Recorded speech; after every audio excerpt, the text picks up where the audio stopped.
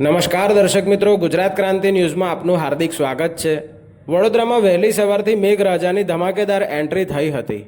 આજે અમાસ છે તો દરિયો પાણી નહીં લે તો મુશ્કેલીઓ સર્જાઈ શકે છે।